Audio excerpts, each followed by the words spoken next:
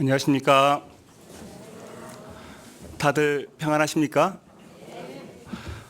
깜짝 놀랐습니다. 이 찬양대 찬송 듣고 이렇게 잘한 교회는 제가 본 적이 없는 것 같은데 광주교회 찬양대보다 훨씬 더 나은 것 같습니다. 제가 이 찬송을 들으면서 어떤 생각을 했냐면 역대하 20장에 여호사밧이 전쟁할 때 암몬 자손과 모압 자손들이 쳐들어왔어요. 그때 이제 찬송이 시작될 때에 하나님께서 역사하셨다라는 말씀이 나와요. 오늘도 그래서 한국 전쟁하기 전에 이제 찬양대가 먼저 이렇게 나갔거든요. 그 말씀하기 전에 찬양을 그래서 먼저 하는구나. 왜냐하면 찬양할 때 사람들의 마음의 문이 활짝 열리는 것 같아요. 마음이 부드러지고 또 그때 이제 하나님의 말씀의 씨앗이 딱 뿌려지면 결실하는 거구나 이런 생각이 들었습니다. 그래도 진정한 찬송은 우리가 입술로만 하나님을 높여드리는 게 아니라 우리 이제 삶 속에서 정말 하나님을 높여드리는 것이 진정한 찬송인데 이 찬송의 가사대로 살려고 노력하는 그 모습이 진정한 찬송이라는 생각이 듭니다. 여러분들도 다 그렇게 생각하시죠? 예. 저는 고금에서 왔습니다. 고금 아세요? 예전에는 같이 교제하셨죠? 지금은 같이 권역이 다른데 예전에는 한때 고금하고 나주하고 같이 교제를 했던 교회입니다. 다 잘 아실 거라고 생각이 들고 기도 많이 해주세요. 네, 우리 기도하고 말씀 배우도록 하겠습니다. 사랑이 많으신 거룩하신 하나님 아버지 감사합니다. 저희들 하나님을 모르고 죄만 짓고 살던 저희들 영원한 지옥 갈 수밖에 없는 저희들을 불쌍히 여겨주시고 사랑해 주셔서 하나님께서 그 영광의 보좌를 다 내려놓으시고 이 땅에 사람의 모양으로 오셔서 십자가에서 피 흘리시고 그 피로 우리의 모든 죄를 영원히 깨끗게 대속해 주셔서 저희들 천국 갈 수 있도록 구원해 주심에 참으로 감사를 드립니다. 아무 소망 없이 살던 저희들 이제 영원한 천국의 소망이 있기에 참으로 기쁘고 즐겁습니다. 그렇지만 아직 구원받지 못한 사랑하는 가족들과 또 주변의 많은 이웃들로 인해서 저희들 마음에 큰 답답함과 아픔이 있습니다. 하루속히 사랑하는 가족들과 이웃들에게 이 천국 복음이 증거될 수 있도록 주님 은혜 베풀어 주시고 도와주시옵소서. 특별히 나주 지역에 있는 많은 잃어진 영혼들을 위해서 우리 나주교회 모든 식구들이 하나님 앞에 귀하게 쓰임 받을 수 있도록 주님 은혜 베풀어 주시고 또 부족한 것들이 있다면 하나님의 능력으로 다 채워주시기를 주님께 기도드립니다. 또 오늘 저희들 주일을 맞이해서 겸손한 마음으로 하나님 앞에 나왔습니다. 하나님의 말씀과 교제를 통해서 저희들 더욱 하나님을 알아가게 해주시고 하나님 앞에 겸손한 마음, 뜨거운 열정 품을 수 있도록 주님 은혜 베풀어 주시옵소서. 오늘 이 시간에도 저희들과 함께 해주시기를 간절히 바라고 원하며 우리를 사랑하시는 예수님의 이름으로 감사하며 기도드립니다. 아멘. 오늘 배울 말씀은 베드로전서 1장 베드로전서 1장 23절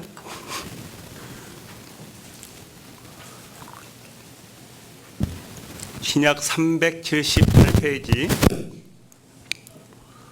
제가 움직여서 소리가 나는 건가요? 베드로전서 1장 23절 제가 읽겠습니다. 너희가 거듭난 것이 썩어질 씨로 된 것이 아니요 썩지 아니할 씨로 된 것이니 하나님의 살아있고 항상 있는 말씀으로 되었느니라. 그러므로 모든 육체는 풀과 같고 모든 영광이 풀의 꽃과 같으니 풀은 마르고 꽃은 떨어지되 오직 주의 말씀은 세세토록 있도다 하였으니 너희에게 전한 복음이 곧 이 말씀이니라. 2장 1절부터 2절 말씀은 우리 함께 읽어보도록 하겠습니다. 그러므로 모든 악독과 모든 계율과 외식과 시기와 모든 비방하는 말을 버리고 아이들같이 순전하고 신령한 젖을 사모하라. 이는 이로 말미암아 너희로 구원에 이르도록 자라게 하려 함이라. 제가 움직이면 소리가 나는 것 같은데, 그죠? 혹시 찐빵 좋아하십니까? 찐빵 좋아하시죠? 안 좋아하셔요? 예, 뭐 다 다르겠죠. 근데 찐빵에 앙꼬가 빠지면 찐빵이에요, 찐빵이 아니에요? 앙꼬 없는 찐빵은 찐빵이 아니잖아요. 그처럼 말씀이 없는 교회는 교회일까요, 교회가 아닐까요? 교회가 아니죠. 아무리 그 모든 것을 갖추고 있다 할지라도 뭐 목사도 있고 찬양대도 있고 교회 안에 모든 필요한 부서가 있다 할지라도 하나님의 말씀이 없는 교회는 교회라고 할 수가 없습니다. 또 하나님의 말씀을 가르친다라고 말하면서 이 세상의 어떤 지식들, 사람의 어떤 지식을 가르치는 것도 진짜 교회라고는 말할 수가 없는 겁니다. 교회는 하나님 말씀이라는 반석 위에 교회가 세워져 가고 있는 거예요. 그렇다면 교회의 지체인 나도 어디 위에서 세워져 있을까요? 하나님 말씀이라는 반석 위에 서서 좌로나 우로나 치우치지 않으려고 애쓰며 살아가는 삶을 우리가 살아야 됩니다. 그렇게 살아가는 사람을 그리스도인 그렇게 말을 합니다. 하나님의 말씀은 대단하죠. 하나님이 이 우주 만물을 무엇으로 창조했습니까? 말씀으로. 그죠? 이 우주 만물을 말씀으로 창조하시고 또 그 동일한 말씀으로 이 우주 만물을 보존하시고 섭리해 가고 계셔요. 또 뿐만 아니라 하나님은 죽은 영혼도 말씀으로 살리십니다. 그리고 그 살아난 영혼을 하나님의 자녀답게 이렇게 바꾸시는 것도 말씀으로 그렇게 하신다는 거예요. 좀 대단하시죠? 대단하죠? 하나님의 말씀. 그래서 우리가 하나님은요 처음부터 우리에게 생명을 주시고 가르치시고 명령하시고 위로하시고 간섭하시고 섭리하시고 함께하는 모든 것을 하나님은 말씀으로 하셨습니다. 그래서 말씀 없이는 생명의 탄생이 있을까요, 없을까요? 말씀 없이는 생명의 탄생이 있을 수가 없어요. 말씀 없이는 신앙의 성숙도 없습니다. 말씀 없이는 주님께서 우리에게 맡기신 이 복음의 사명도 우리가 감당할 수가 없게 되는 겁니다. 그래서 교회는 말씀으로 시작해서 말씀으로 쭉 끝까지 가는 거예요. 말씀 밖으로 넘어가면 돼야 안 돼요? 안 되는 것이 바로 교회입니다. 그래서 성경에 보면 하나님의 말씀의 중요성에 대해서 여러 가지를 가지고 이렇게 교훈하셔요. 오늘 우리가 읽었던 베드로전서 1장 23절 말씀에 보면 하나님의 말씀을 뭐다 그랬어요? 1장 23절 제가 다시 읽겠습니다. 너희가 거듭난 것이 썩어질 씨로 된 것이 아니요 썩지 아니할 씨로 된 것이니 하나님의 살아있고 항상 있는 말씀으로 되었느니라. 자, 하나님의 말씀이 뭐다? 씨다. 씨. 자, 씨앗은 참으로 신비롭죠? 뭐가 지직지직 거리는데 저하고 안 맞나 봐요. 그죠? 뭐가 막 지지직. 제가 잘못해서 그런 거 아닌 것 같은데 들리시죠? 그냥 하겠습니다. 그죠? 이 씨앗은 하나 둘 되는 것 같은데요? 예.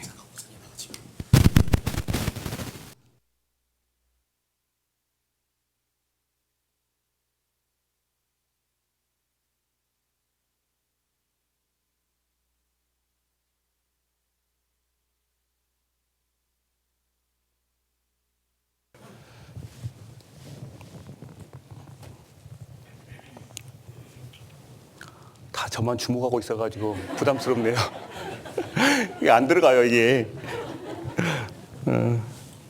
그냥 주머니 넣고 해야 되겠습니다, 이렇게. 이제 어디까지 이야기했죠? 하나님의 말씀은 씨다. 씨앗은 참 신비롭습니다. 그러죠? 왜냐하면 생명이 있기 때문에 그래요. 우리가 하나님의 그 말씀도 씨다고 하는데 이제 씨앗이 밭에 뿌려지잖아요. 밭에 뿌려지면 그 밭의 온도와 습도가 딱 맞으면요, 거기서 무엇이 시작돼요? 새 생명이 시작되잖아요. 그처럼 하나님의 말씀인 씨도 사람의 마음밭에 딱 뿌려지면 그때 사람의 마음의 온도가 정확하게 맞으면요, 거기서 새 생명이 시작되는 겁니다. 그런데 오늘 23절 말씀에 보면 너희가 거듭난 것이 썩어질 씨로 된 것이 아니고 썩지 않는 씨, 하나님의 말씀으로 되었다라고 했거든요. 자, 이 거듭난 게 뭘까요? 요한복음 3장 3절 말씀에 보면 사람이 거듭나지 아니하면 하나님 나라를 볼 수 없다라고 했잖아요. 그럼 거듭난 게 뭐냐? 우리는 다 알고 계실 겁니다. 거듭나다 이 말은 하나님의 자녀로 태어나다, 구원받는다. 영어로는 born again이죠. 두 번 태어나는 거예요. 거듭나다. 이 말씀의 표현을 요한복음 3장에서 이렇게 말씀합니다. 육으로 난 것은 육이요, 성령으로 난 것은 영이니. 자, 거듭난 것은 두 번 태어나는데, 자, 우리가 우리의 몸은 어머니 몸으로부터 한 번 태어났죠. 한 번 태어나고, 그리고 우리의 영은 성령으로부터 한 번 태어나는 것을 거듭나다 그래요. 다시 말해서 거듭난 거, 하나님의 자녀로 태어나는 것은 무엇으로 되었다고요? 하나님의 말씀으로 되었다. 그런데 이 세상의 씨는 다 썩어질 씨잖아요. 근데 하나님의 말씀은 썩지 않는 영원한 씨이기 때문에, 영원한 씨이기 때문에 어떤 생명을 줄까요? 영원한 생명을 준다는 거예요. 우리 시편 107편 찾겠습니다. 이 말씀 본문 잡으시고 시편 107편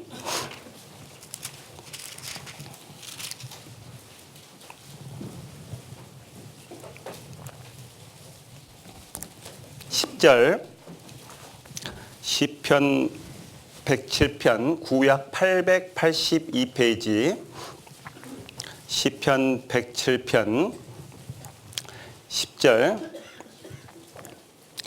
사람이 흑암과 사망의 그늘에 앉으며 곤고와 쇠사슬에 매임은, 이 사람들이요, 흑암 가운데 매여 있죠.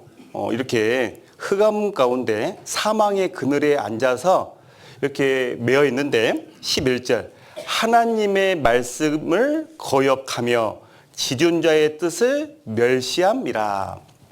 이게 말씀을 이렇게 이제 거역하는 거예요. 그래서 흑암 가운데 있는데 12절, 그러므로 수고로 저희 마음을 낮추셨으니, 하나님께서 그런 강팍한 사람들에게 하늘 쳐다보라고 뭘 허락하는 겁니까?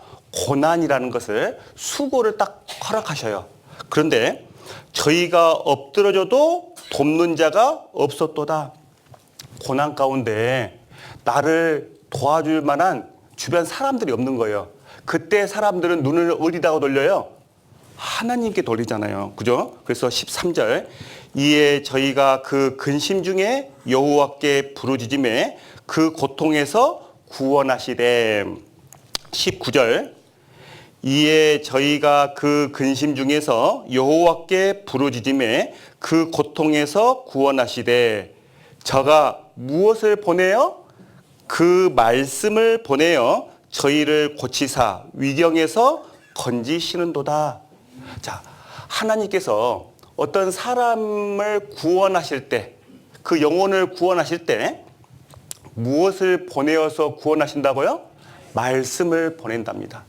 사도행전 8장에 보면 에디오피아 내시가요, 참 하나님을 찾는 사람이었잖아요. 그 하나님을 찾으니까 하나님께서 그 에디오피아 내시에게 말씀을 보내줘요. 말씀을 가진 누구를 보내줬습니까? 빌립을 보내주잖아요. 사도행전 10장에 고넬료라는 사람이 하나님을 찾고 있었습니다. 그때도 하나님이 말씀을 보내줍니다. 베드로를 보내어서 그 복음을 전하게 해주잖아요.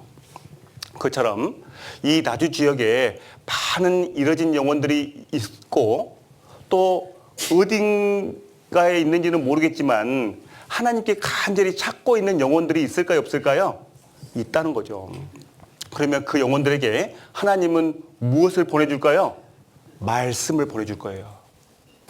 근데 말씀을 보내준다는 것은 말씀을 가지고 있는 사람들을 보내준다는 건데 이 나주 지역에 하나님의 말씀을 가지고 있는 사람들이 누구예요? 우리잖아요. 그죠? 하나님은 여러분들을 보내어서 사람들을 구원하신다라는 겁니다. 우리 시편 119편 155절 시편 119편 155절 구약 895페이지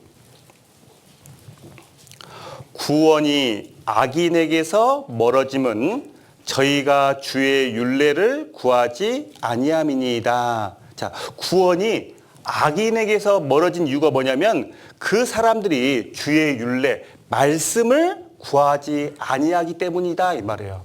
다시 말해서 자, 말씀과 멀어지면 구원과 멀어진 거고 말씀과 가까워지면 구원과 가까워지는 거예요. 이 지역에 많은 사람들이 여러분하고 지금 가까워져 있어요. 그 사람은 구원과 가까워져 있는 거고 여러분과 멀어져 있다면 구원과 멀어지고 있는 겁니다. 자, 그런데 하나님의 말씀의 씨가 딱 뿌려지면 거기서 새 생명이 시작되잖아요. 그런데요, 어떤 씨는, 어떤 마음에 뿌려진 씨는요, 결실을 하는데 또 어떤 마음에 뿌려진 씨는요, 씨가 뿌려졌음에도 불구하고 결실을 하지 않는 씨앗이 있다는 거예요. 우리 마태복음 13장 찾겠습니다. 마태복음 13장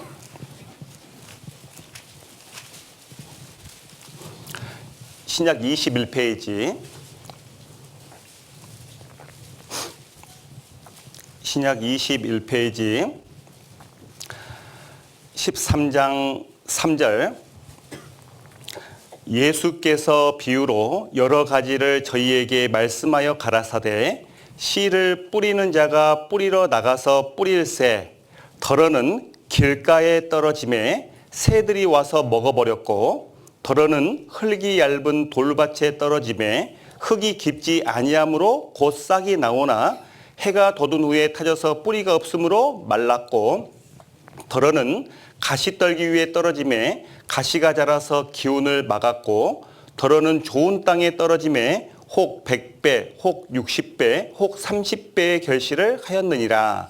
귀 있는 자는 들으라 하시니라. 예수님이 이렇게 말씀을 하신 다음에 예수님께서 이 말씀에 대한 이제 해석을 해줍니다. 자, 밭이 4개의 밭이 있었죠? 길가, 돌밭, 가시밭, 좋은 땅. 자, 그런데 저기 19절, 18절 그런즉 씨 뿌리는 비유를 들으라.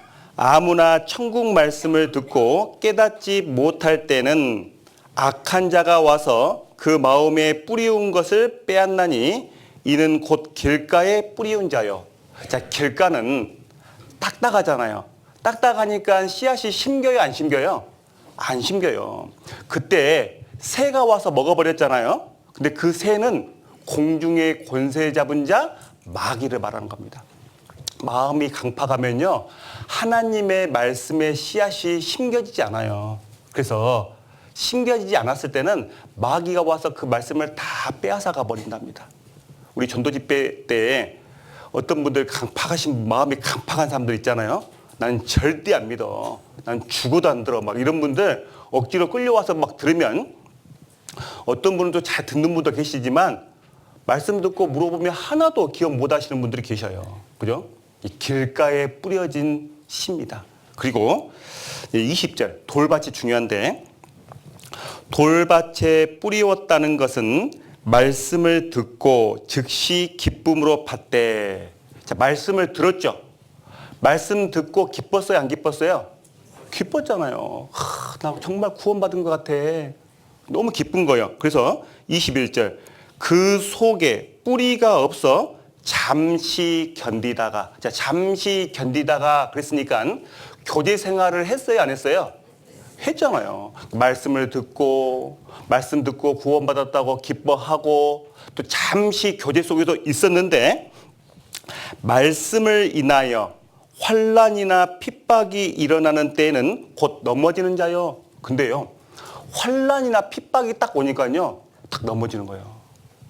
가족들의 어떤 핍박이 있고, 주변 친구들의 어떤 핍박이 있고, 그런 어려움이 생기니까, 아이고, 나 신앙생활 못 하겠네 하면서 이렇게 신앙을 멈춰버린 사람.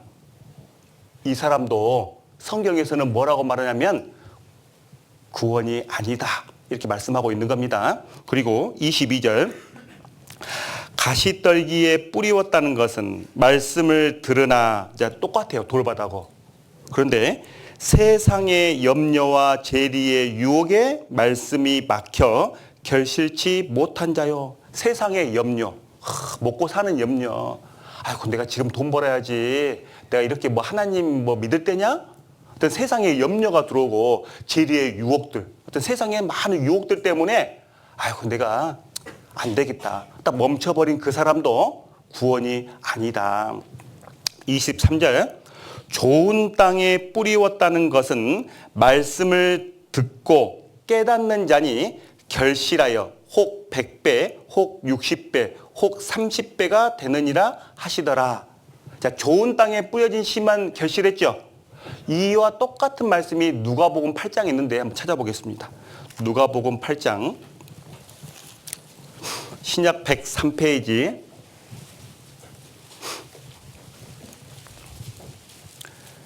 누가복음 8장 11절 103페이지 11절 이 비유는 이러하니라. 씨는 하나님의 말씀이요. 12절 길가가 나오죠. 13절 바위가 나오죠. 돌밭이 나오죠. 14절 가시떨기가 나옵니다. 똑같은 말씀이에요. 자, 15절은 우리 함께 읽어보도록 하겠습니다. 좋은 땅에 있다는 것은 착하고 좋은 마음으로 말씀을 듣고 지키어 인내로 결실하는 자니라. 자, 이게 뭐가 중요하냐면 좋은 땅에 있다는 것은 말씀을 듣고 지키어 인내로 결실했다. 자, 좋은 땅에 뿌려진 씨도 환난의 바람, 핍박의 바람, 염려의 바람, 유혹의 바람을 불었어요, 안 불었어요? 불었어요. 불었는데 지키어 인내로 결실했다. 여러분, 자 보세요. 씨앗이 생명이 있잖아요. 씨앗을 딱 뿌려 놓으면 흙으로 이렇게 덮잖아요. 근데 시간이 되면 결국 그 흙을 뚫고 나와야 안 나와요? 다 뚫고 나오는 거예요. 자기를 무엇인가를 가로막고 있는 장애물을요, 다 뚫고 나오는 생명력이 있어요. 하나님의 생명도 이와 같아요.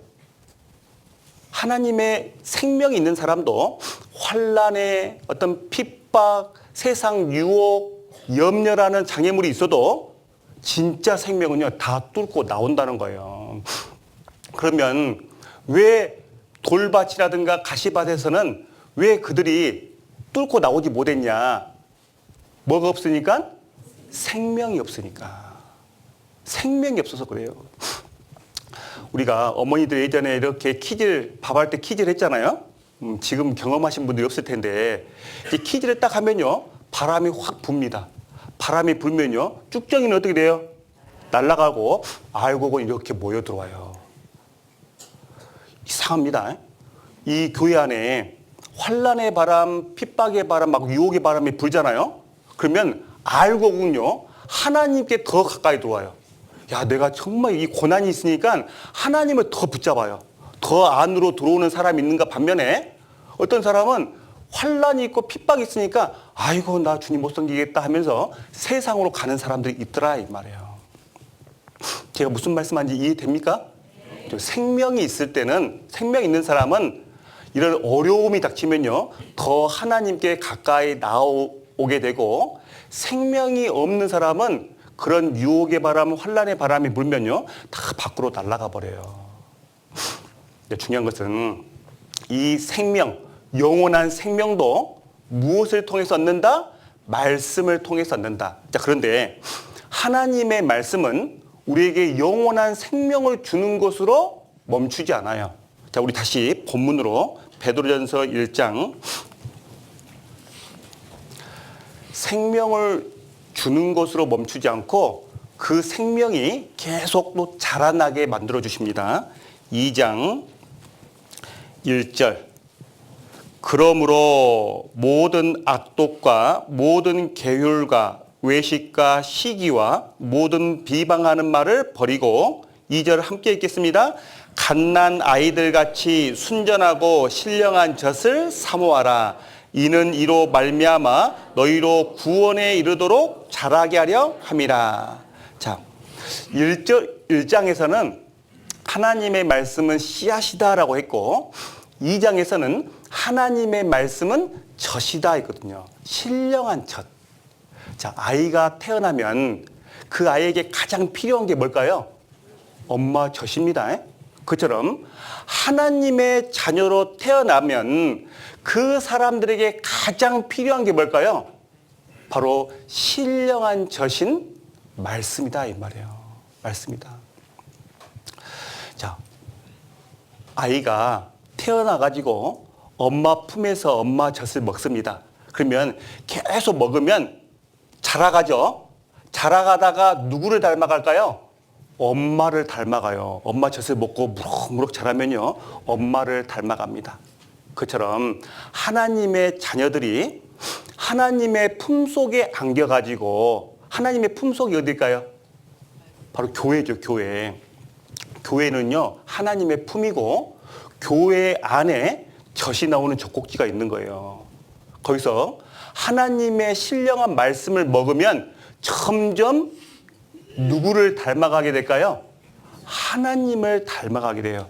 예수님을 닮아가게 된다는 거예요. 그래서 갓난 아이들같이 순전하고 신령한 젖을 사모하라. 말씀을 사모하라. 이는 이로 말미암아 너희로 구원에 이르도록 자라게 하려 함이라. 자라게 하십니다. 우리를. 여기서 구원은 영혼 구원이 아닙니다. 베드로전서 1장에는 영혼 구원이 나와요. 1장 8절 보세요. 8절. 예수를 너희가 보지 못하였으나 사랑하는도다. 이제도 보지 못하나 믿고 말할 수 없는 영광스러운 즐거움으로 기뻐하니 믿음의 결국 곧 영혼의 구원을 받음이라. 과거 완료형이죠. 영혼의 구원을 받았어요. 자, 그런데 2장 2절 말씀에 보면 구원에 이르도록 자라게 한다. 자라는 구원. 무슨 구원이에요? 생활 구원, 성품 구원. 구원받은 사람답게 자라가게 하는데 무엇으로 그렇게 한다? 하나님의 말씀으로 우리를요 이렇게 점점 자라가게 하신다는 거예요. 자, 그런데 하나님의 말씀이 우리를 점점 자라가게 생활 구원에 이르도록 우리를 만들어가는데, 우리는 말씀을 먹으면서 무엇을 해야 되냐? 자, 2장 1절. 그러므로 모든 악독과 모든 계율과 외식과 시기와 모든 비방하는 말을 뭐하고? 버리고. 버릴 것이 있습니다. 2장 2절. 갓난 아이들같이 순전하고 신령한 젖을 뭐하라? 사모하라. 사모해서 붙잡을 것이 있어요. 말씀을 늘 가까이 하면서 버릴 것과 붙잡을 것을 내가 계속 반복해야 됩니다. 예전에 우리 고금교회에서 우리 고금 식구들하고 하나 약속을 했습니다. 예, 우리가 예전에 이제 동계를 갔다 오면서 버릴 것 3가지, 또 붙잡을 것 3가지를 우리가 이렇게 고민해보다가 우리가 다음 구역 모임 시간에 한번 발표를 해보자 했는데요. 참 너무 좋았던 것 같아요. 이렇게. 어떤 분은 이게 버릴 것이 뭐냐면 내가 구원받은 사람으로서 합당치 못한 것.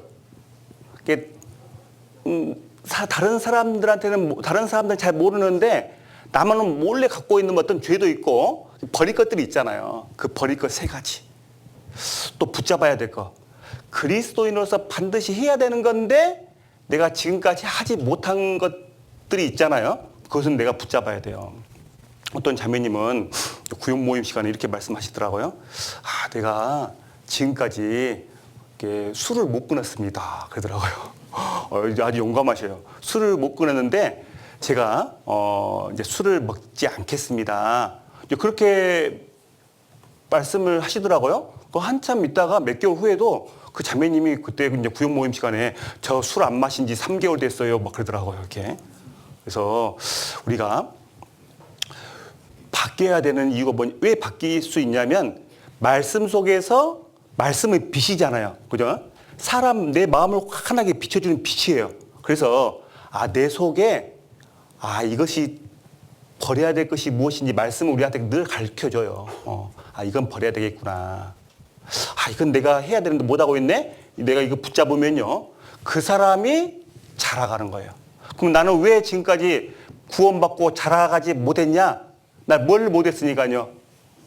버릴 것을 버리지 못하고 붙잡을 것을 붙잡지 못하니까요. 자라가지 않는 거예요.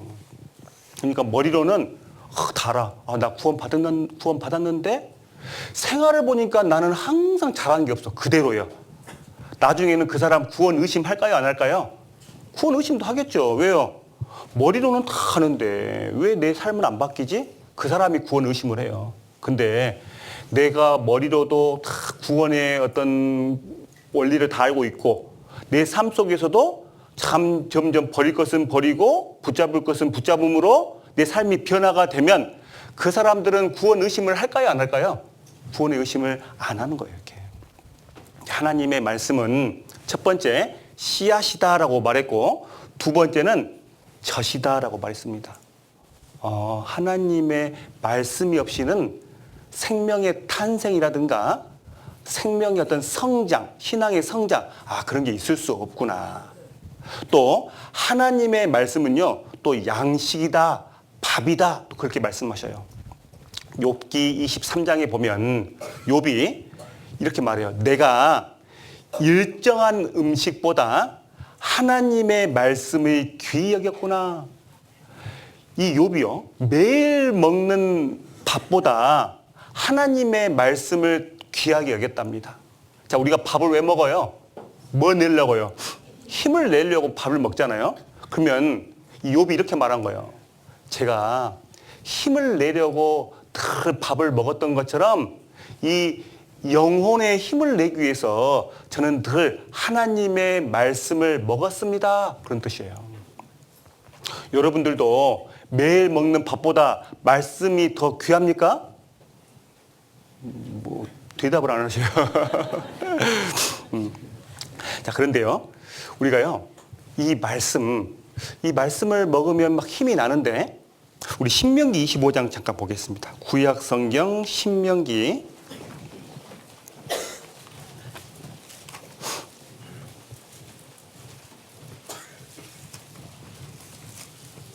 25장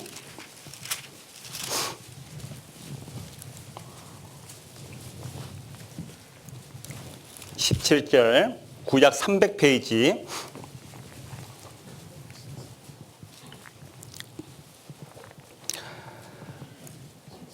17절 너희가 애굽에서 나오는 길에 아말렉이 네게 행한 일을 기억하라. 곧 그들이 하나님을 두려워하지 아니하고 너를 길에서 만나 너의 피곤함을 타서 네 뒤에 떨어진 약한 자들을 찾느니라 했거든요. 자, 아말렉이 와서 그 이스라엘 백성들의 어떤 사람들을 이렇게 쳤거든요. 죽였는데 어떤 사람을 쳤냐면 네 뒤에 떨어진 약한 자들을 찾다라고 하잖아요. 우리가 우리 동물의 왕국을 이렇게 보면 이렇게 막 그 포식자들이 그죠? 그 초식 동물들을 이렇게 살피다가 그 초식 동물 무리 안으로 안 들어갑니다. 그죠? 무리 안에 들어갔다간 사자도 밟혀 죽어요. 그래서 항상 그 변두리에 있는 그죠? 그 주변 뒤떨어진 이렇게 그런 짐승을 잡아먹잖아요. 마귀도 그런 것 같아요. 마귀도 어떤 사람을 넘어뜨리냐면 뒤떨어진 자, 약한 자들을 이렇게 유혹합니다. 이렇게. 자, 그런데 이게 보시면 네 뒤에 떨어진 약한 자들을 찾느니라 했는데 왜 뒤처졌을까요? 왜 약해졌을까요? 앞에 보면 너희 피곤함을 타서 그랬거든요. 왜 피곤해졌을까요? 매일같이 내리는 만나를 먹지 않아서 그래요. 하나님께서 이스라엘 백성들이 광야를 걸을 때 하늘 양식 만나를 주셨잖아요. 그 만나를 계속 꾸준히 먹은 사람은요 피곤하지 않아요. 힘이 넘치니까요 항상 잘 따라가거든요. 근데 먹다가 안 먹다가 먹다가 안 먹다가 그런 사람들은 피곤해요, 안 피곤해요?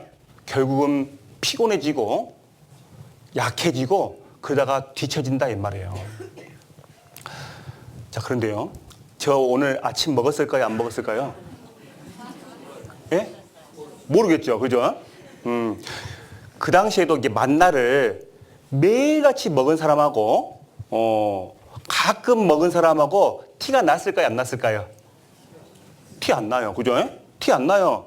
근데 언제 티가 딱 나냐면 아말렉이 쫓아오니까 티가 나기 시작하는 거예요. 자, 하나님의 말씀을 계속해서 먹은 사람하고 하나님의 말씀을 먹었다가 안 먹었다가 먹었다가 안 먹었다 한 사람도 티가 나요, 안 나요? 티 안 나요. 이렇게 평안할 때는요 아무 티가 안 나. 근데 고난이 오고 어려운 일이 딱 생기면요 그때부터 티가 나기 시작하는 거예요. 말씀을 먹은 사람들은 지치지 않았어요. 지금 힘이 넘쳐. 어떤 고난이 오고 어려움이 오고 장애물이 생기면요 다 뛰어넘어 버려요. 이렇게. 근데 말씀을 안 먹은 사람들은 우리 함께 희생합시다, 함께 수고합시다 막 그러면요 거기에 딱 걸려 넘어지는 거예요. 왜요? 말씀을 안 먹었으니까. 자, 우리 이사야 40장도 보겠습니다. 이사야 40장.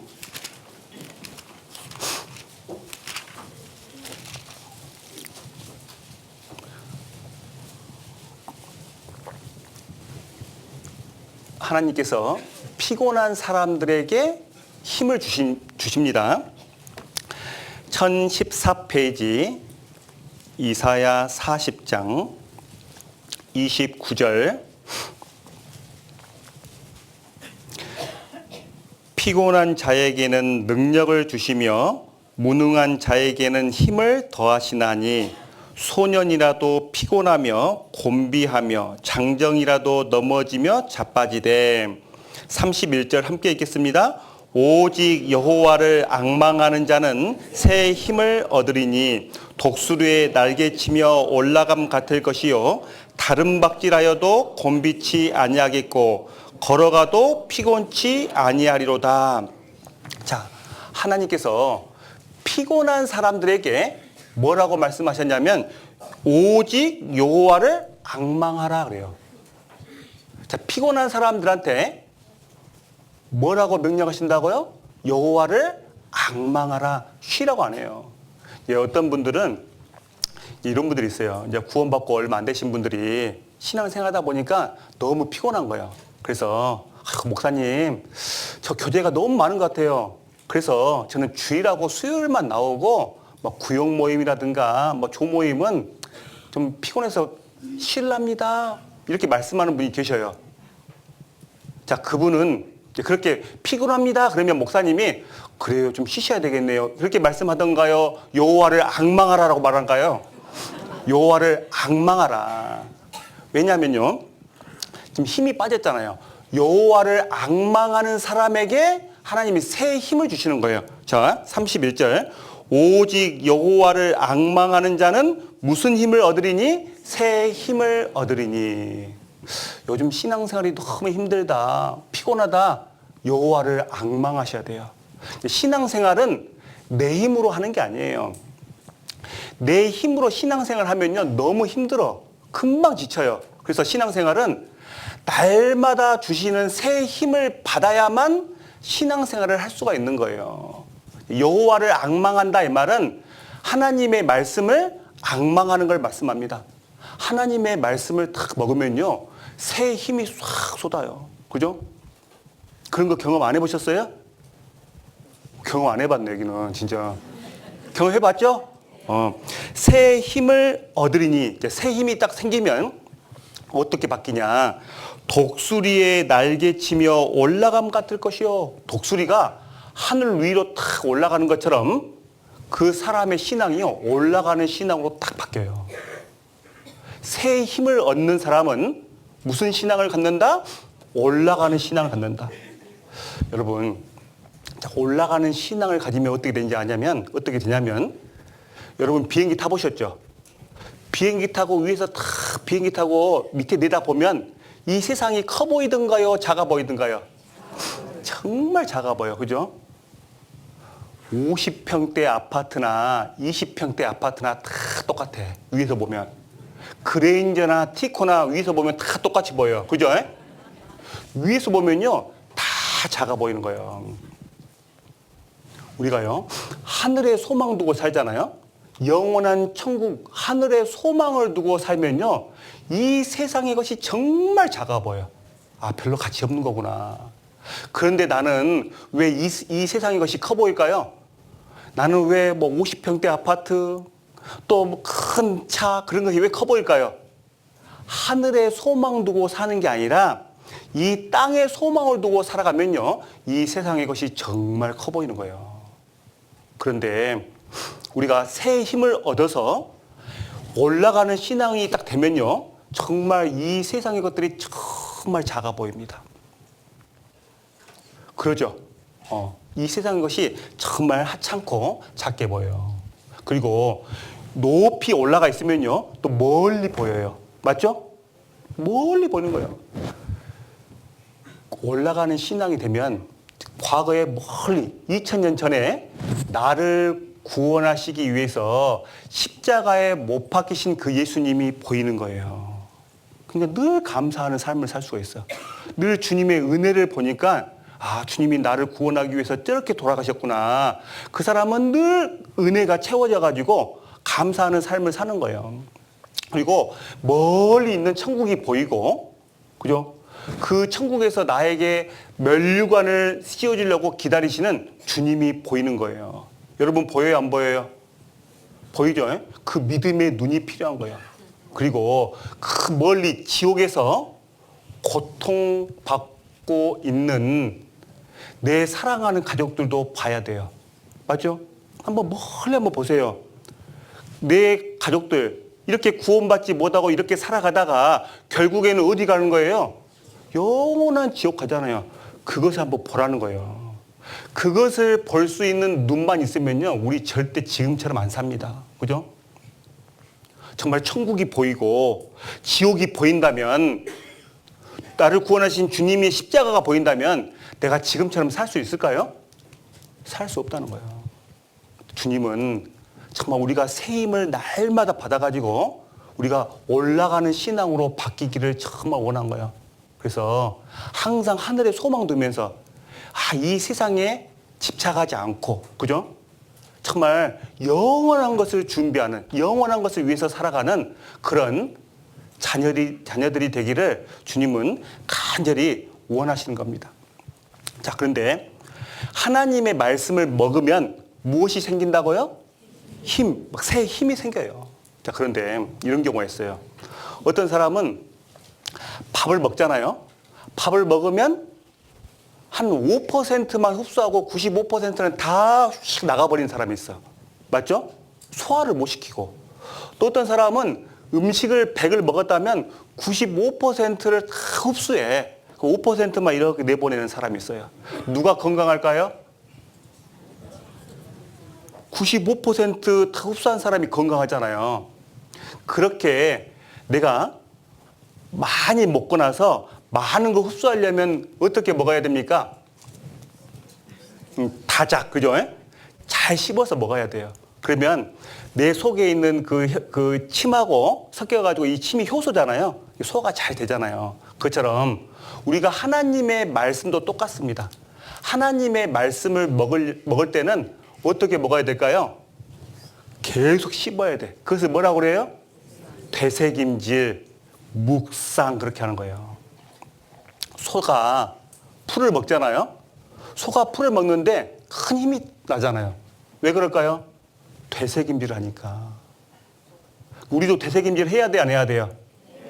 그래서 오늘 아침 드시고 오신 것을 다시 끄집어내가지고 또 씹고 또 삼키고 막 그래야 되잖아요. 그죠? 근데 그렇게 하면 안 되고 하나님의 말씀을 되새김질하라 이 말이에요. 이게 하나님 말씀을 들은 것을 그냥 흘러 떠내가지 못하게 또 생각하고 또 생각하고. 이게 묵상이 뭐냐면 들은 말씀이 다 흘러 떠내려가잖아요. 히브리서 2장에 보면 들은 말씀이 흘러 떠내려가지 않도록 주의해라 라고 했거든요. 여러분 오늘 주일 말씀 듣고 나가시면요 다 흘러 떠내려가잖아요. 그죠? 근데 묵상이 뭐냐면 들은 말씀이 흘러 떠내려가지 않도록 내 마음에 묵는 작업을 묵상 그래요. 들은 말씀을 또 생각하고 묵상한다 그런 말이 뭐 집에 가가지고 책상에 앉아가지고 뭐 노트 펴놓고 막 이렇게 묵상하는 게 묵상이 아니라 들은 말씀을 한 구절이라도 또 생각하고 설거지하다가 생각하고 일하다가도 생각하고 자꾸 떠올리잖아요. 그럼 거기서부터 엄청난 힘이 나와요. 묵상은 내 마음에 말씀을 묵는 것을 묵상 그러는데 우리 예전에 그 펌프 해 보셨죠? 이렇게 이게 펌프에 물이 하나도 없어요. 물이 다 말라져 있는데 그때 한 바가지의 마중물이 필요하잖아요. 한 바가지 마중물을 싹 붓고 가만히 보고 있으면 어떻게 돼요? 다 쪼르륵 흘러 떠내려가요. 한 바가지 붓고 나서 뭐 해야 돼요? 펌프질 하면요 몇 바가지 나오던가요? 셀 수 없이 나오는 거예요. 셀 수 없이. 하나님의 말씀이 내가 오늘 들은 설교가요. 또 내가 오늘 집에서 읽고 온 한 성경 구절은 마중물이에요. 마중물. 들은 말씀이요. 가만히 놔두면요. 우리가 시간이 되면 다 흘러 떠내려가요. 무슨 말씀 배운지도 기억이 안 나요. 근데요. 말씀을 들은 것을 붙잡고 계속 마음에 펌프질을 해야 돼. 또 생각해보고 또 생각해보고 그러면요. 그 하나님이 주신 은혜가 엄청 이렇게 뭐 커지는 거예요. 이렇게. 그것을 묵상 그렇게 말합니다. 내 하나님의 말씀을 내 마음에 딱 묶어 놓잖아요. 그러면 내 안에 계신 성령님이 거기서 막 불을 질러버려요. 이렇게. 이 말씀이요, 막 불이 탑니다. 이렇게. 처음에는 아주 작은 불이에요. 근데요, 계속 묵상하다 보면 이 말씀의 불꽃이 막 점점 커져요. 나중에는 그 불꽃이 다 태워버립니다.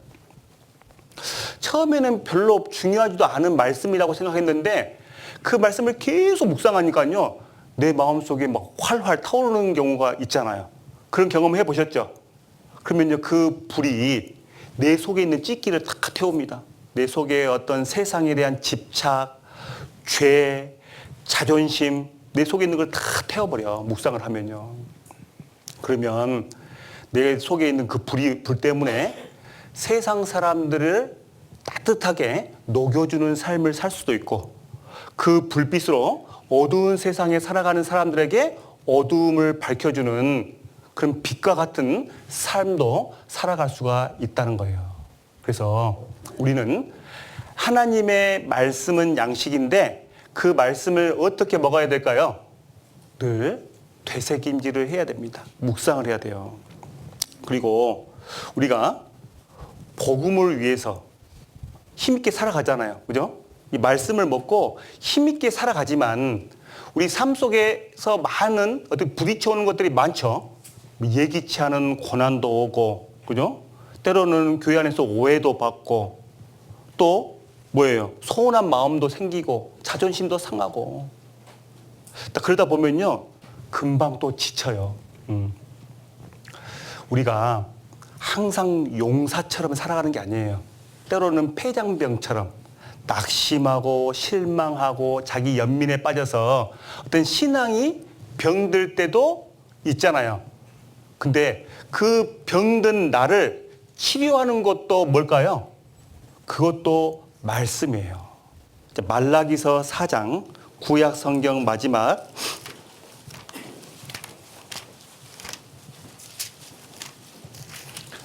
말라기서 4장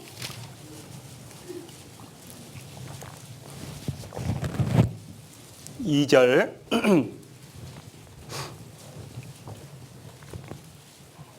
구약 1331페이지 내 이름을 경외하는 너희에게는 의로운 해가 떠올라서 치료하는 광선을 바라리니 너희가 나가서 외양간에서 나온 송아지같이 뛰리라. 또 너희가 악인을 밟을 것이니 그들이 나의 정한 날에 너의 발바닥 밑에 재와 같으리라. 만군의 여호와의 말이니라. 자, 2절 말씀에 보면 내 이름을 경외하는 너희에게는 하나님의 하나님을 경외하고 하나님의 말씀을 경외하는 너희에게는 의로운 해가 떠올라서, 의로운 해는 누구를 말할까요? 요한계시록 1장에 보면 예수님을 해다라고 말하잖아요. 주님을 해라고 말하고 또 시편 89편에는 우리 그리스도인들을 달이다라고 말하잖아요. 의로운 해는 예수님을 말씀하셔요. 의로운 해가 떠올라서 치료하는 광선을 바라리니, 여기서 의로운 해, 예수님에게서 나오는 치료하는 광선이 뭘까요? 이게 말씀이에요. 말씀을 바라리니 너희가 나가서 외양간에서 나온 송아지같이 뛰리라. 이제 치료가 된 거예요. 회복이 된 거예요. 그래서 예전처럼 송아지처럼 막 뜁니다. 그리고 대적자를 막 발로 밟는 거예요. 3절 너희가 악인을 밟을 것이니 그들이 나의 정한 날에 너희 발바닥 밑에 재와 같으리라. 만군의 여호와의 말이니라. 우리 그리스도인들이 막 용사처럼 살아가다가 때로는 폐장병처럼 신앙의 병이 들어가지고 병든 닭처럼 쭉 처져서 살아갈 때도 있잖아요. 그때도 하나님이 무엇으로 나를 치료하냐면 하나님의 말씀으로 나를 이렇게 치료하는 거예요. 하나님의 말씀으로 나를 위로합니다. 우리 시편 119편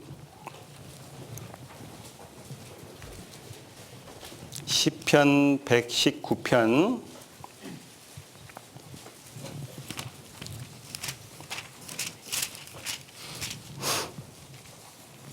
50절 시편 119편 50절 구약 890페이지 50절 함께 읽겠습니다.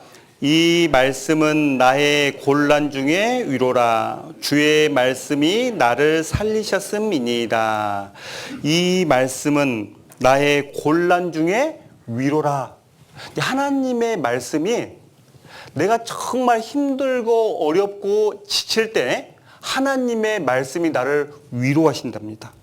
그래서 주의 말씀이 나를 살리셨음이니이다. 이전처럼 회복시킨다는 거예요. 우리 그런 경험 많이 해보셨죠? 예전에는 그렇게 매일같이 있던 그 말씀이 나한테 큰 위로가 안 돼. 그냥 이렇게 아무 생각 없이 읽었던 그 말씀들이 내가 정말 힘들 때 그 말씀이 또 위로가 될 때가 있어요. 편안할 때는 아무 생각 없이 읽었어요. 근데 참 어려울 때 하나님의 말씀이 나를 위로할 때, 그럴 때 있었어요, 없었어요? 있었잖아요. 그죠? 우리가 참 이게 막 고난이 와가지고 너무 힘들면 고린도전서 10장 13절 말씀에 딱 읽어보면 사람이 감당치 못할 시험당함을 허락지 않는다 했다. 하나님이 그 약속이 딱 보이잖아요. 하나님은 내가 지금 감당할 만하니까 이런 고난을 허락했겠지. 말씀이 나를 다 위로하는 거예요. 그리고 주님은 다 아신다 했잖아요. 머리털까지 다 세신다 했잖아요. 야, 내 머리털까지 다 세신 분이야. 응? 침 삼킬 동안도 놓지 않는다고 했어. 근데 그분이 자기 아들도 아끼지 않는 그분이 나에게 이런 고난을 허락했다면 어떤 선하신 목적이 있겠지. 하나님의 말씀을 통해서 우리가요, 고난 가운데 큰 위로를 받아요. 그러죠?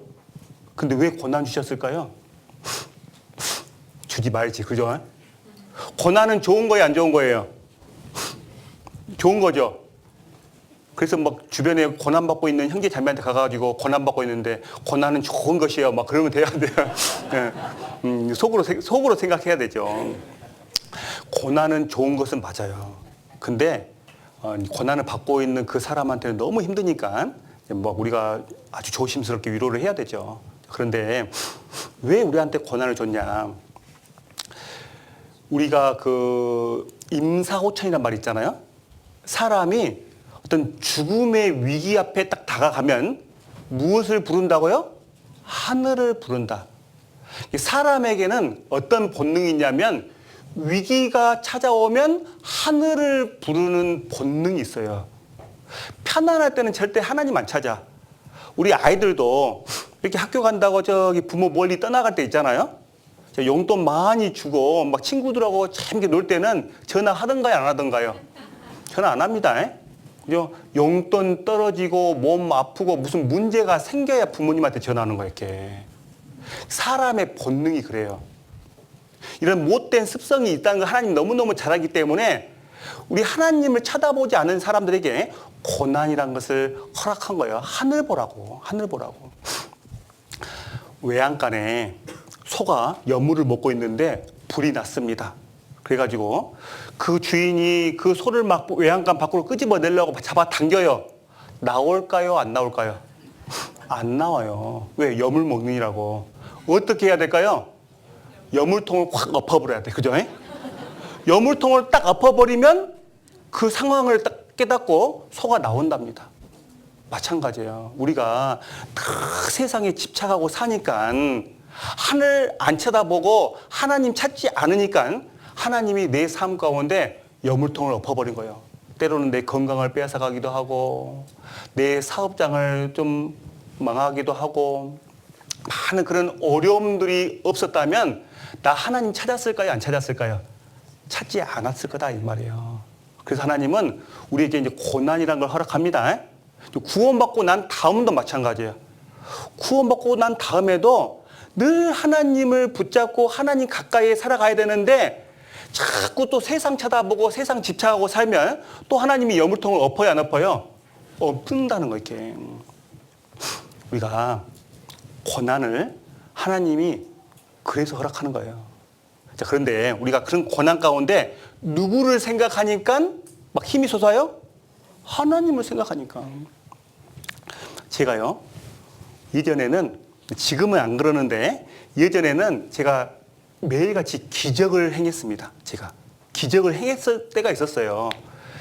저희 집에 그 구피라는 물고기가 있었는데 제가 이제 이게 물고기를 키우다가 이제 출근하려고 할 때 물고기 밥을 한 꼬집 딱 집어가지고 위에서 싹 뿌려요. 그러면 이제 물고기들이 난리가 나죠. 기적이다 하고 멈추는 거 막 몰리는 거 이렇게. 자, 뭐가 일어났어요? 기적이 일어났잖아요. 지금 마른 하늘에서 뭐가 내리는 거예요? 물고기들 입장에서는요, 있을 수 없는 일이 지금 일어나고 있는 거예요. 그죠? 마른 하늘에 막 물고기 밥들이 막 쏟아지고 있잖아요. 기적인 거예요. 물고기들 입장에서 보면 기적이지만 저한테는 쉬운 일이에요, 어려운 일이에요?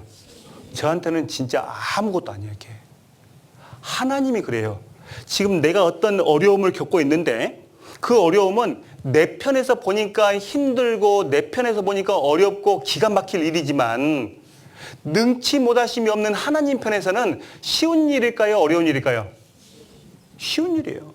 하나님, 우리한테야 뭐 쉬운 일이 있고 어려운 일이 있지 하나님한테는 쉬운 일, 어려운 일 그런 거 없습니다. 다 쉬운 일이에요. 한번 하나님을 한번 딱 생각 한번 해보세요. 내 삶 가운데 자기 아들도 아끼지 않는 내 머리털까지 다 세고 계시는 그 하나님이 내 삶 가운데 개입하시면 모든 문제는 해결된다.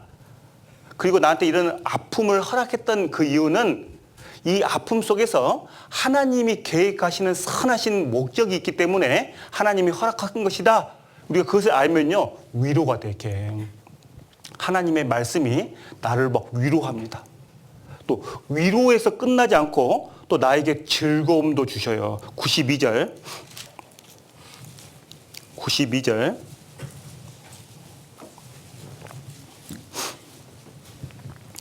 주의 법이 나의 즐거움이 되지 아니하였다면 내가 내 고난 중에 멸망하였으리이다.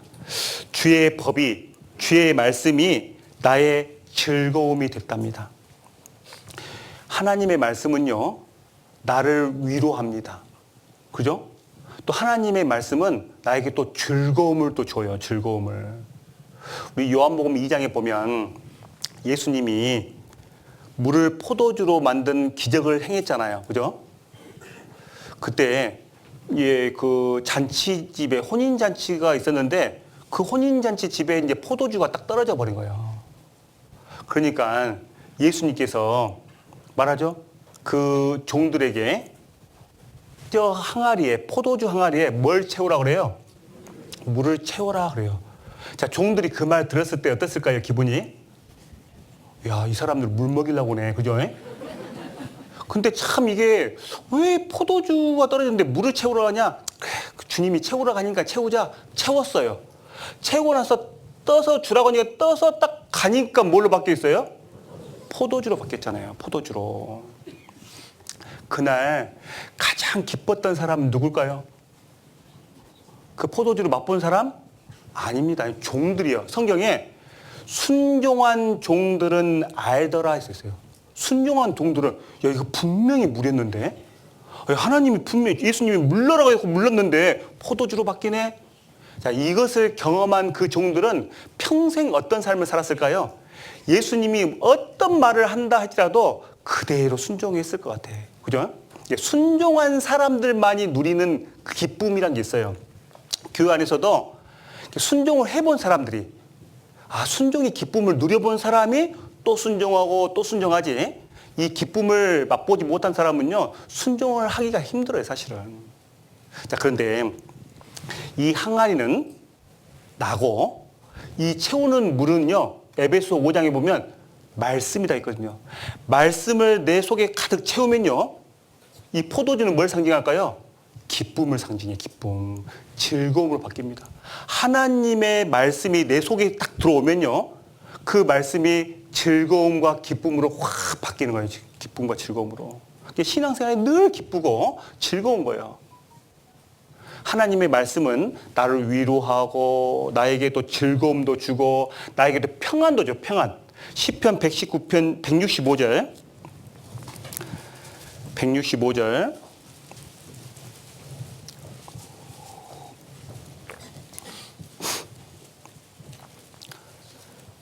주의 법을 사랑하는 자에게는 무엇이 있으니? 큰 평안이 있으니 저희에게 장애물이 없으리이다. 자, 주의 법을 사랑하는 사람, 말씀을 사랑하는 사람들한테는 큰 평안이라는 게 있어요. 근데 그 평안이 있는 사람은 장애물이 없답니다. 이 장애물이 없다 이 말은 그 사람 사는 삶 가운데 장애물이 안 생긴다 그 말이 아니에요.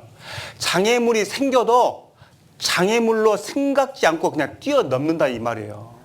장애물이 안 돼요. 다 뛰어넘어 버려. 우리 시편 4편 보면 다윗의 시가 있는데, 다윗이 그때 이제 어떤 시를 썼냐면, 잠깐 제가 시편 4편을 보면 이렇게 써 있어요. 주께서 내 마음에 두신 기쁨은 저희의 곡식과 새 포도주에 풍성할 때보다 더하니이다. 내가 평안히 눕고 자기도 하리니 나를 안전히 거하게 하시는 이는 오직 여호와시니이다. 자, 다윗의 시인데 다윗이 이렇게 말한 거예요. 주께서 내 마음에 두신 기쁨이 있는데요, 이 기쁨은 세상 사람들이 어떤 풍족함을 누릴 때 그 기쁨보다 저한테 더 큰 기쁨이 있어요. 그래서 저는 지금도 평안히 눕고 잡니다. 근데 이 시편 4편이 언제 기록됐냐면 자기 아들 압살롬에게 쫓겨가지고요 도망 다닐 때 쓴 시예요. 도망 다닐 때도 그 평강이 지금 사라졌어요? 그대로 있어요? 그대로 있다는 거잖아요. 이 평강이 있는 사람은요 장애물이 장애물로 생각이 안 되는 거예요. 제가 예전에 어떤 자매님을 간증하는 거 들었어요. 그 자매님이 이제 최근 그 당시에 이제 구원을 받고 간증을 하는데 이렇게 간증하는 거예요. 저는요 평생 제 남편한테 맞고 살았습니다. 그러더라고요. 남편이 술만 먹고 오면 그 자매님을 때렸다 이거예요. 근데 내가 그 남편을 봤는데요 손이 제 2배 정도 돼요. 그렇게 큰 손으로 매일같이 때렸답니다. 그래서 그 자매님이 나는 사는 게 지긋지긋했답니다. 그래서 막 죽는 것도 생각해보고 삶이 지긋지긋했는데 근데 그 자매님이 이제 구원을 받은 거예요. 구원을 받아가지고 한 달 정도 돼가지고 앞에 나와가지고 간증을 하는데 저는요 지금 너무너무 행복해요 막 그러더라고요. 구원받아서 너무너무 행복하대. 얼굴이 보니까 진짜 행복해.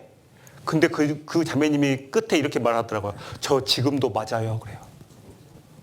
예전에는 그 맞아서 너무너무 불행했는데 근데요 하나님이 주신 평안이 있으니까 그렇게 맞고 살아도 그 평강은 사라지더라 안 사라지더라? 안 사라지더라 이 말이에요. 하나님이 주신 평강이 있어요 없어요?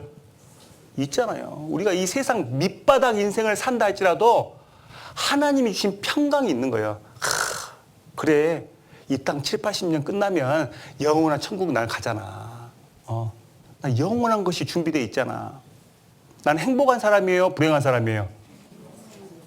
행복한 사람이잖아요. 그죠? 예전에 어떤 책을 읽어보니까요 책이 이렇게 써 있더라고요. 이 세상에서 가장 꼴불견이 있답니다. 꼴불견. 어떤 게 꼴불견이냐면 그리스도인들이 나는 불행하다, 나는 가진 게 없다 그런 사람들이 가장 꼴불견이랍니다. 진짜 책에 나와요 그게. 왜냐하면 그리스도인들은 다 가진 자예요. 고린도후서 6장에 보면 아무것도 없는 자 같으나 모든 것을 가진 자로 다 있거든요. 저는 저희 이제 고금에 가면요 유명한 바다가 있습니다. 명사십리 가보셨어요? 이 모래사장이요 한 4km예요. 잘 보이도 안 해. 그죠? 얼마나 넓고 모래사장 넓고 거기에 있는 모래를 셀 수 있을까요? 못 셀까요? 저는 이제 이런 상상을 해요. 이렇게 가서 그 모래사장에서 모래가 하늘로 뻥 튀어요. 튀더니 내려오면서 다 보석으로 바뀌어서 막 탁 내려오는 상상을 해요. 기쁠까 안 기쁠까요? 기쁘죠? 그죠? 근데 저기서 모래 알갱이 하나가 다이아몬드로 딱 안 바뀌고 모래로 그대로 뚝 떨어졌어. 저한테는 문제 될까요 안 될까요? 문제 안 돼. 그 모래 알갱이 하나가 뭐냐면요 내 인생 7, 80년이고 그 셀 수 없는 모래가 내 영원한 미래예요. 우리 영원한 미래잖아요. 우리 영원한 미래가 반짝반짝 빛나요 안 빛나요? 여기 우리 미래가 반짝반짝 빛나잖아요. 그죠? 내가 7, 80년 모래 한 알 내가 이 땅에서 못 먹고 못 살고 못 배우고 인정 못 받고 내 자식들 성공 못하고 그래도 그죠? 내 영원한 미래는 반짝반짝 빛나요 안 빛나요? 빛나니까 나는 다 가진 사람이에요 사실은. 그래서 구원받은 그리스도인들이 자기 연민에 빠져가지고 아이고 나는 가진 게 없고 나는 참 불행한 사람이고 그런 사람이 가장 꼴불견이에요 사실은. 잘 보세요. 성경에 보면요 예수님이 눈물을 흘릴 때 막 제자들이 뭐 고난받고 그죠? 뭐 순교당하고 그런 모습 보고 예수님이 눈물 흘렸습니까? 아니요. 그런 거 눈물 흘린 적이 없어요. 왜요? 너희는 이미 영원한 미래가 준비됐어. 그런데 그것을 모르고 살아가는 어리석은 백성들, 그죠? 목자 없는 양을 보고는요, 눈물을 흘리신 거예요. 우리는요, 정말 다 가졌습니다. 그 평강을 늘 가지고 살아야 되잖아요. 그래서 하나님의 말씀은 나에게 위로도 주고 또 즐거움도 주고 평강도 주고 또 나를 또 자유케 해주십니다. 45절 119편 45절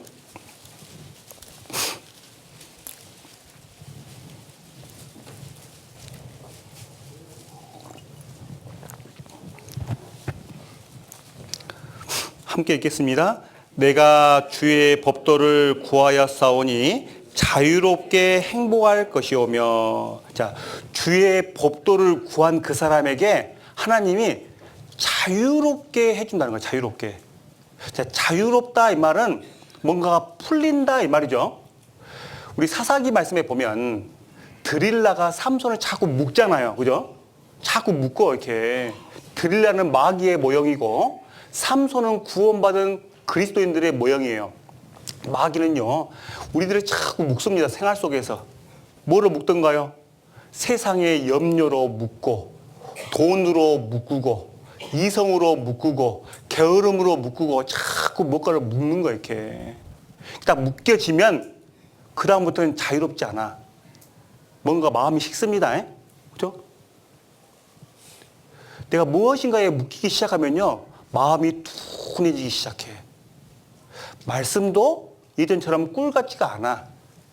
교제가 그렇게 즐겁다고 하는데 매 똑같은 간증 별로 교제도 즐거운 것도 모르겠고 그 죽어가는 영혼들을 봐도 그냥 못 본 채 합니다. 그냥 다음에 때가 되면 그때 건지면 되지. 왜? 마음이 아주 둔해지니까. 묶이면 마음이 둔해지는 거예요. 자, 그런데 하나님의 말씀은 성령의 검이잖아요. 검이니까요, 다 끊어버려요, 이렇게. 내가 어떤 염려의 줄에 묶이고, 그죠? 어떤 세상 유혹의 줄이 묶이면요, 말씀이 나를 툭툭툭 끊어버립니다. 그 사람이요, 점점 자유로워지는 거예요, 이렇게. 하나님의 말씀의 유익은요, 정말 너무 많습니다. 오늘 배운 하나님의 말씀은 씨앗이고, 영원한 생명을 주는 씨앗이고, 또 하나님의 말씀은 우리를 자라나게 하는 젖이고, 하나님의 말씀은 나에게 힘을 주는 양식이고, 하나님의 말씀은 나를 치료하는 광선이고, 나를 위로하고 즐거움을 주고 또 자유를 주고 평안을 주고, 또 하나님의 말씀은요, 인생의 나침판이에요. 이렇게 나침판 맞죠? 이사야 30장 말씀을 보면 이곳이 정론이 너희는 이리로 행하라. 하나님의 말씀이요, 자꾸 우리를 이리로 행하라 하고 우리한테 말씀해 주는 거예요. 하나님의 말씀은. 여러분들, 하나님이 이곳이 정로다라고 말하면 여러분 다 따라가요, 안 따라가요? 대답을 안 해요, 근데. 하나님이 이곳이 정로다 그러면요, 따라가야 되는 거예요. 나침판은요, 항상 북쪽을 향하잖아요. 그죠? 하나님의 말씀은요, 항상 좋은 쪽, 항상 유익한 쪽, 항상 복된 길을 이렇게 가르쳐 주는 거예요. 그거 믿어야 돼요. 아, 내 생각이 맞는 게 아니라 하나님이 말씀이 가르치는 그곳이 항상 정답이구나. 여러분, 그럴 자신 있어요?